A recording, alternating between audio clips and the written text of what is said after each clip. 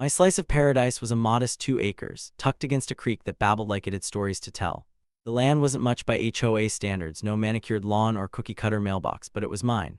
Cottonwoods swayed in the breeze, their leaves whispering secrets to the bees humming in my backyard apiary. Pixel, my golden retriever, chased dragonflies along the creek bank, his tail a metronome of joy. This was home, and I'd spent 3 years making it my own. From the cedar fence I'd hammered up myself to the wildflower patch that bloomed defiantly against the HOA's sterile aesthetic. Then Karen Davis moved in next door, and Paradise got a new neighbor. Karen wasn't just any neighbor. She was the HOA president, a title she wore like a crown. Her house, a beige fortress with laser-cut shrubs, screamed control. She'd fine people for unapproved paint colors or a single weed in their driveway. At the annual HOA meeting, she'd lecture us on community standards with the zeal of a televangelist, her platinum blonde hair shellacked into a helmet. I'd kept my head down, nodding politely when she'd stop by to admire my beehives, her smile tight as she hinted they might violate some obscure bylaw. I sensed her real issue. My land, with its untamed edges, was a middle finger to her vision of suburban perfection. The trouble started in April when I noticed metal posts sprouting along my easement, right where the creek curved past my property. The easement was mine, deeded, surveyed, and paid for, giving me access to the water for irrigation and Pixel's daily romps. I found Karen there one morning directing a sweaty contractor in a neon vest. She wore a white visor and a smirk, holding a clipboard like a scepter. "Morning, Karen," I said, keeping my tone light. Pixel sat at my heels, sensing my tension. "What's with the posts?" She didn't look up from her clipboard. "HOA's securing the creek. It's community property now." I blinked. "The creek on my easement. My deed says so." Her eyes flicked to me, sharp as a hawk's. "Deeds can be wrong. The HOA voted to annex this for a greenway. You'll thank us later." My jaw tightened. The HOA had no authority over private easements, and Karen knew it. This wasn't about a greenway. It was about her need to control every inch of the neighborhood, including my land. I'd seen her bully others, fining Mrs. Lopez for her son's skateboard ramp, threatening the Wilsons over their vintage RV. Now she'd set her sights on me. I went inside, dug through my fireproof safe, and pulled out my deed and the 2019 surveyor's map.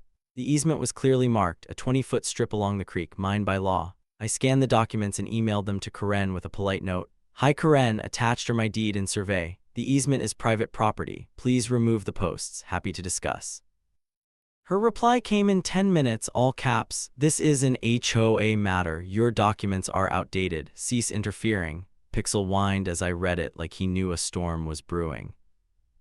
I wasn't backing down. I called Nora Beltran, a surveyor I'd met at a farmer's market. She was tough, with a handshake that could crack walnuts, and she agreed to verify my boundaries. Meanwhile, I posted a no trespassing sign near the creek, hammering it into the soil myself. The post stayed, though, glinting like Karen's challenge.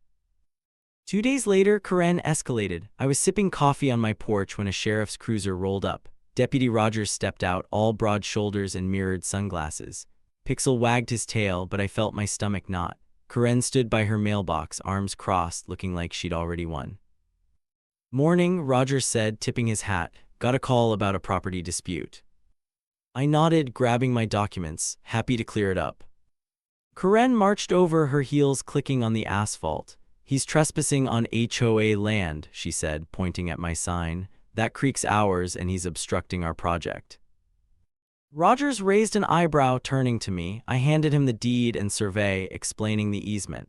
He skimmed them, his face unreadable, then walked to the creek, Karen trailing like a prosecutor. I stayed put, scratching Pixel's ears, trusting the truth to hold.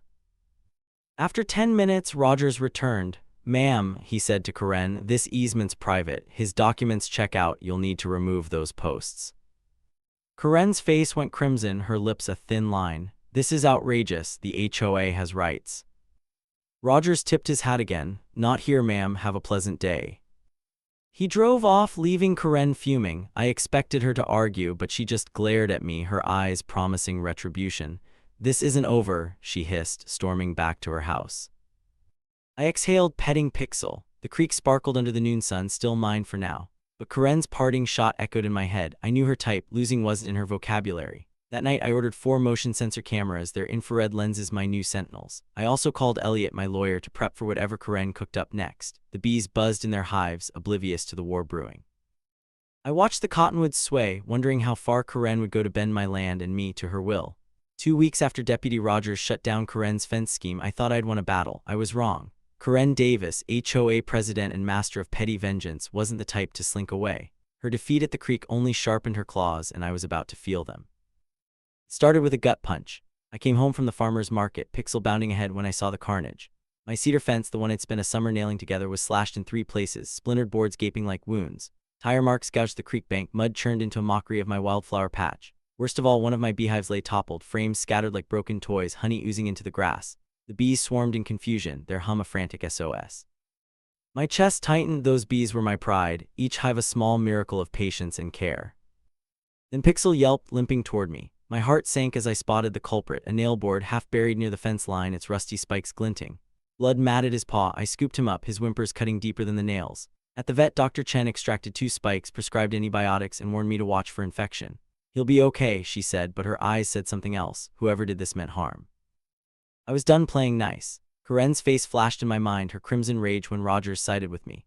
This was her retaliation, her way of saying she still controlled the board. I drove home, Pixel bandaged in the passenger seat, and got to work. I ordered 4 motion sensor cameras, the kind that ping your phone with live feeds and record in crisp 1080p. They'd arrive tomorrow. In the meantime, I called Nora Beltran, the surveyor who'd verified my easement.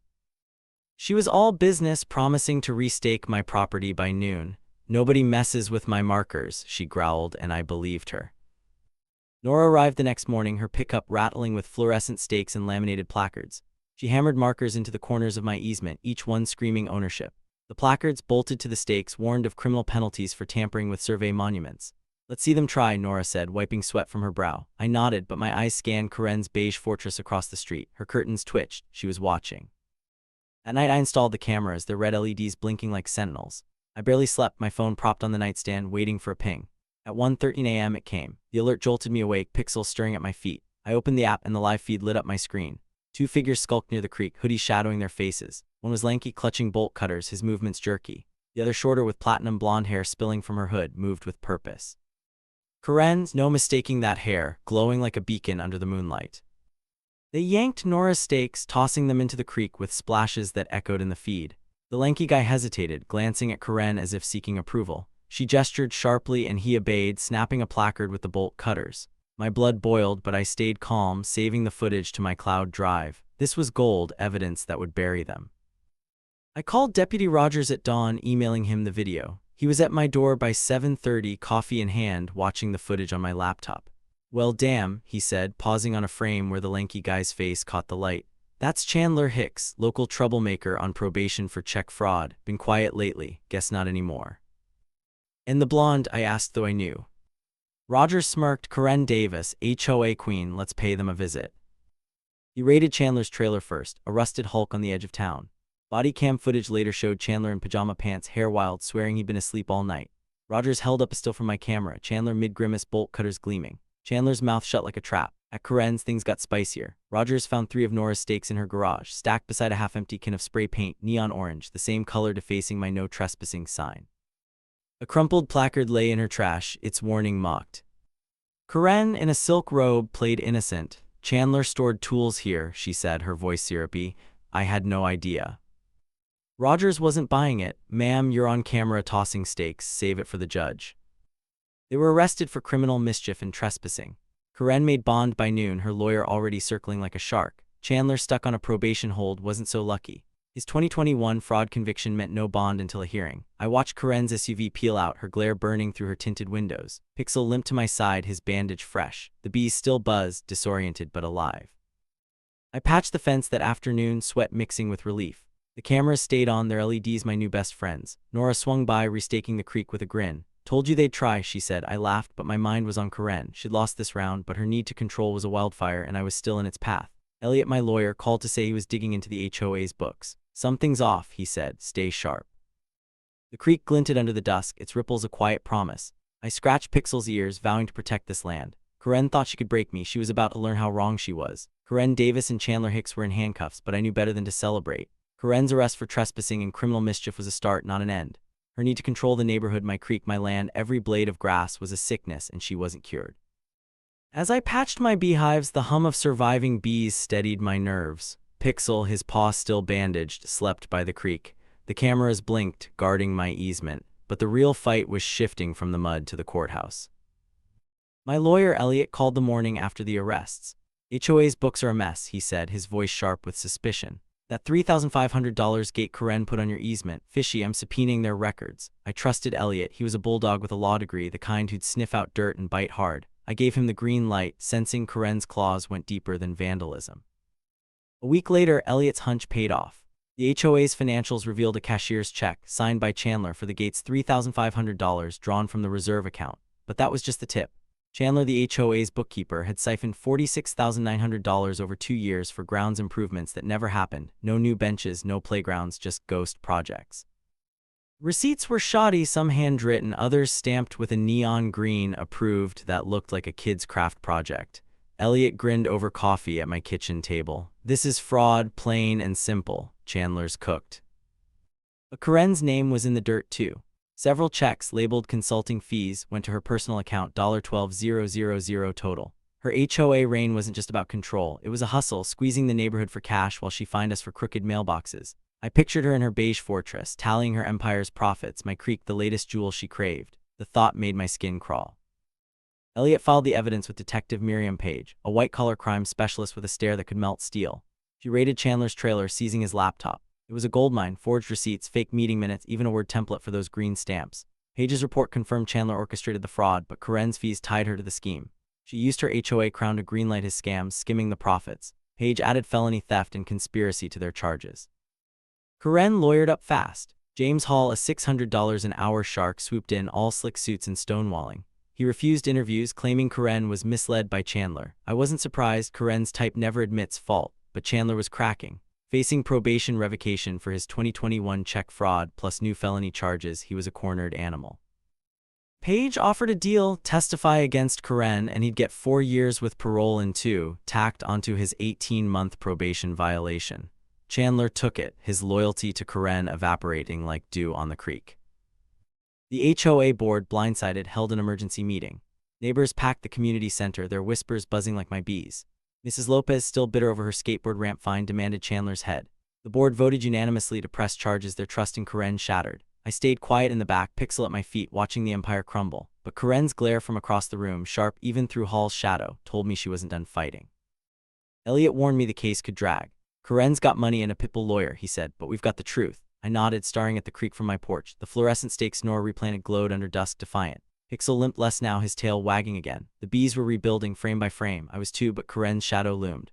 Hall's defense filings hinted at a counterclaim, something about HOA rights over my easement. It was nonsense, but enough to keep me awake.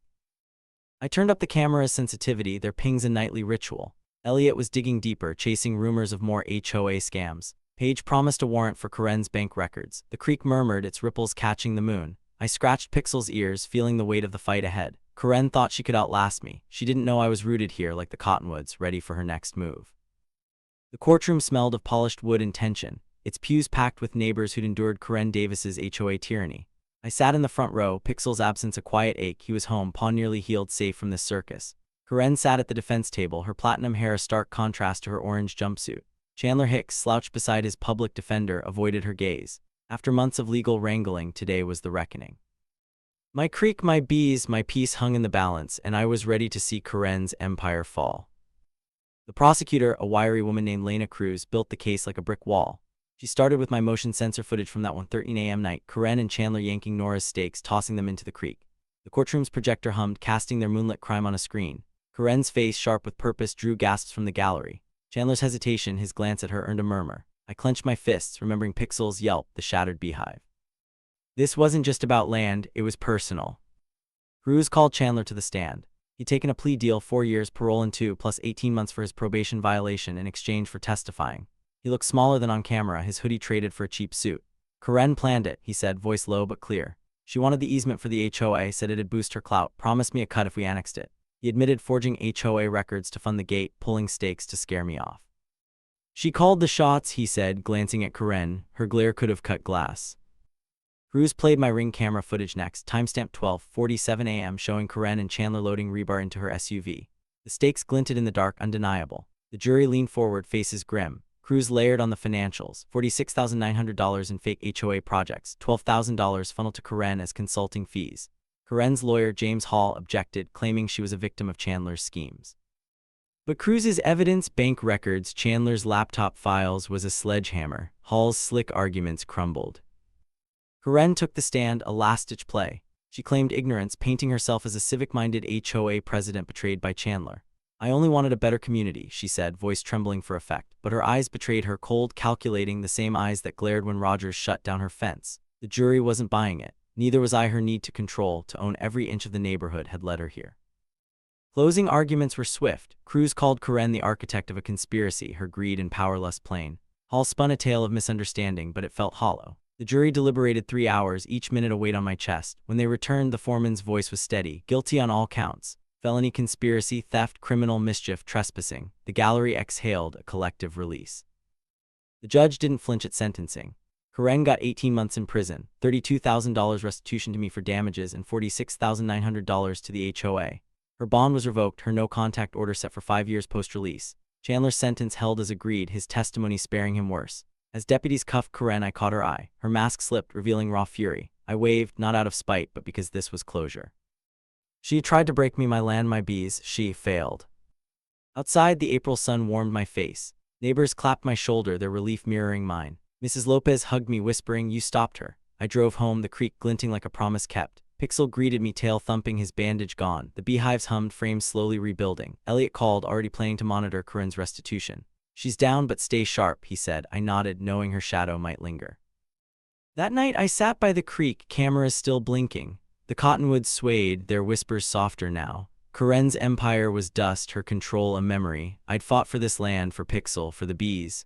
The victory wasn't loud, just a quiet ripple like the creek's song carrying me forward. Courtroom victory over Corinne Davis felt like a weight lifted. But scars lingered, splintered fence posts, Pixel's healing paw, the ghosts of my scattered bees. Spring painted the creek with wildflowers, their purples and golds a quiet defiance against Corinne's beige empire. I stood by my easement, cameras still blinking, knowing peace was fragile. Corinne was in prison, but her shadow wasn't gone. Yet as Pixel romped through the grass, tail a blur, I felt roots deepening in this land I'd fought for. A week after sentencing, a letter arrived from the HOA's new board, elected in a frenzy to purge Corinne's cronies. It was formal, typed on crisp letterhead and signed by Mrs. Lopez, now interim president. "We apologize for the distress caused by Ms. Davis's actions," it read. Enclosed was a $4,500 check, clawed from Chandler's frozen account to repair my beehive and fence. The gesture wasn't just money, it was the neighborhood exhaling, free from Corinne's petty fines and clipboard tyranny. I framed the letter, a trophy of survival. I used the funds to build a greenhouse where Corinne's illegal gate once stood. The structure rose fast, its glass panels catching the sun like the creek's ripples. I planted tomato seedlings and basil, their earthy scent mixing with the tang of fresh lumber. The bees, rebuilding frame by frame, buzzed approval. Pixel, fully healed, sprawled in the shade, chasing butterflies in his dreams. Each nail I hammered felt like stitching a wound closed, not just the land, but mine. Neighbors started visiting, drawn by the greenhouse's glow. Mr. Wilson, whose RV Corinne once tried to ban, brought me a coffee and a story. Corinne had fined him $200 for a non-compliant mailbox, then pocketed the cash. Mrs. Lopez shared how Corinne threatened her son's skateboard ramp, calling it a liability. The HOA's new board, stung by betrayal, vowed transparency, open meetings, audited books. At a community picnic, kids ran free and laughter replaced Corinne's lectures. I grilled burgers, feeling a warmth I hadn't in years. But Corinne's ghost lingered. Over beers, Mr. Wilson mentioned rumors. Corinne from her cell was whispering to relatives, scheming to reclaim influence. Elliot, my lawyer, confirmed it. "She's got a cousin sniffing around," he said. "Might try a legal stunt, keep those cameras on." I nodded, my stomach tightening. The creek was mine, but Corinne's need to control was a weed hard to kill. I tweaked the camera's alerts, their red LEDs my sentinels under the stars. One evening, I sat in the greenhouse, its warmth wrapping me like a blanket. The tomatoes were sprouting, green tips piercing the soil. The bees hummed outside, their hives stronger now. Pixel curled at my feet, his snores a soft rhythm. I thought of Corinne's glare in court, her empire reduced to a prison bunk. She tried to annex my land, my life, to feed her obsession. Now her gate was my greenhouse, her rules replaced by community. The creek murmured beyond the glass, its song unbroken. I wasn't naive. Corinne's cousin could stir trouble, and legal battles left bruises. But I was rooted here like the cottonwood standing sentinel. The HOAs checked, the neighbors' stories, the greenhouse's glow. They were victories, small but solid. I scratched Pixel's ears, his warmth grounding me. The cameras pinged softly, watching the night. Whatever came next, I was ready. This land, these bees, this home. They were mine, and no one, not even Corinne's shadow, could take them away. A year after Corinne Davis's conviction, my land felt like mine again. The creek sang its old song, wildflowers nodded along the easement, and my greenhouse thrived, its tomatoes ripening under glass. Pixel, fully healed, chased squirrels with reckless joy, his barks echoing through the cottonwoods. The bees hummed in their rebuilt hives, their honey sweeter for the struggle. But Karen's shadow, stubborn as a weed, hadn't fully faded. Her need to control, to bend the neighborhood to her will, was a fire that prison bars couldn't douse. The trouble came in a manila envelope, slipped into my mailbox on a crisp May morning. The return address read Elaine Castor, attorney at law, a name I didn't know. Inside was a letter claiming Karen had granted Elaine, her cousin, a private right-of-way across my easement, dated before her arrest. The attached deed was a clumsy forgery, wrong notary seal, dates off by a year, my property's legal description botched. I laughed, but it was a grim sound. Karen was behind this, her claws reaching from a cell block to stir chaos. I called Elliot, my lawyer, who was already sipping coffee at my kitchen table, poring over HOA records. She's desperate, he said, scanning the deed. This is a Hail Mary to force a settlement or spook you. He confirmed rumors from Detective Miriam Page. Karen, via prison phone calls, had coached Elaine to file the claim, hoping to muddy my title and reclaim leverage. It violated her no-contact order, a reckless move even for her. She can't let go, Elliot said. Your land's her white whale. I wasn't rattled, not after surviving her vandalism and fraud. I dug out Nora Beltran's survey, its fluorescent stakes still guarding my creek. The deed, cross-referenced with county records, was ironclad. Elliot filed a motion to dismiss, attaching Nora's survey and an affidavit from me. He also alerted Paige, who pulled Karen's call logs. They showed 3 conversations with Elaine, Karen's voice sharp with instructions. Push hard, make him sweat. Paige added a parole violation to Karen's file, extending her sentence by 3 months. The hearing was set for June, but Elaine didn't last that long. In a deposition, Elliot grilled her on the deed's flaws. Elaine, a nervous woman with Karen's sharp cheekbones, fidgeted, her story unraveling. Karen said it was legit, she stammered, avoiding eye contact. Elliot pressed, did Karen tell you to lie in prison calls? Elaine froze, then withdrew the claim, her lawyer citing insufficient evidence. The judge tossed it, warning Elaine of perjury risks.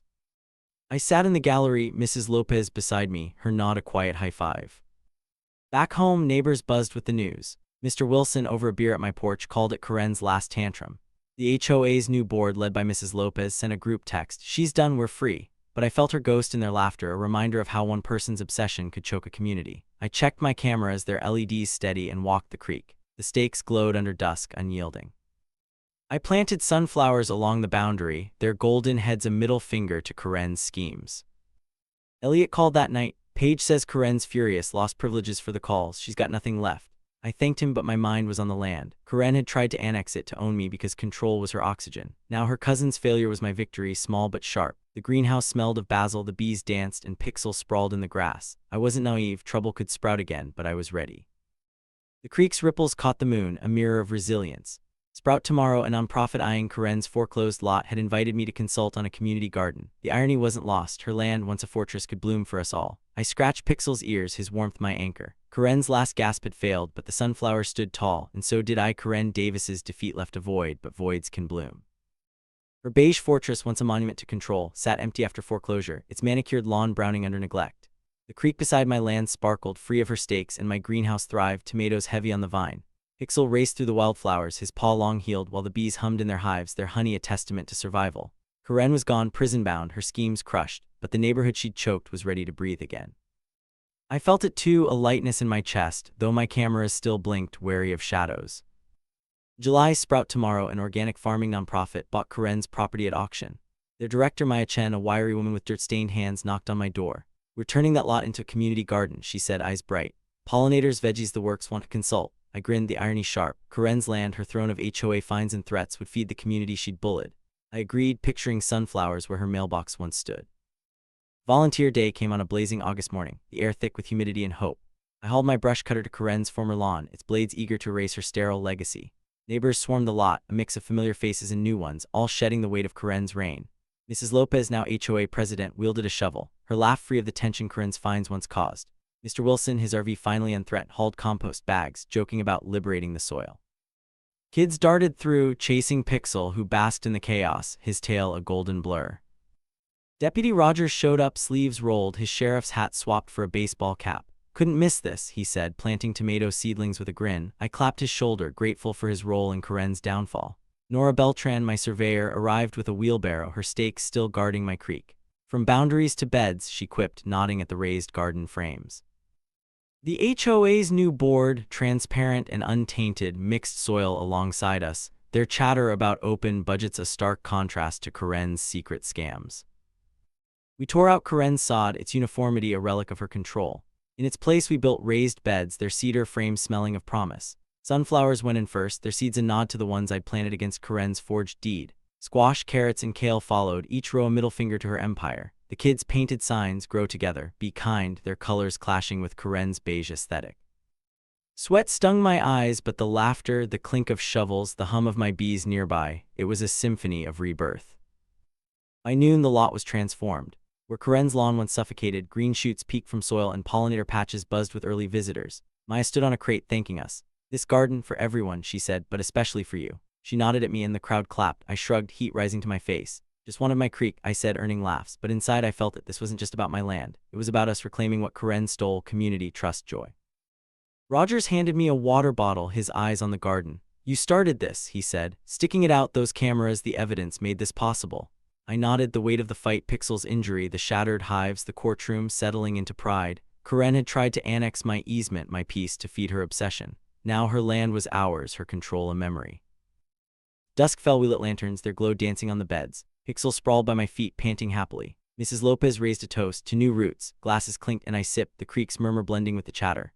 Sprout tomorrow planned a harvest dinner, a final nail in Karen's coffin. I looked at the sunflowers, their heads high, and felt closure. Karen's shadow was fatting, but I kept the cameras on their LEDs, my quiet sentinels. This garden was a triumph, but roots need guarding. October's harvest dinner on Karen's former lot was a quiet triumph. Sprout tomorrow's garden, once her sterile lawn, yielded butternut squash, honey-glazed carrots, and tomato bruschetta served under lanterns that flickered like fireflies. Neighbors laughed, their plates heaped with food grown where Karen sowed discord. Maya Chen toasted me, but I shrugged. The real victory was this: nourishment from her ruins. I built a barn with wood salvaged from Karen's dismantled gate, its beams legitimately permitted, a monument to resilience.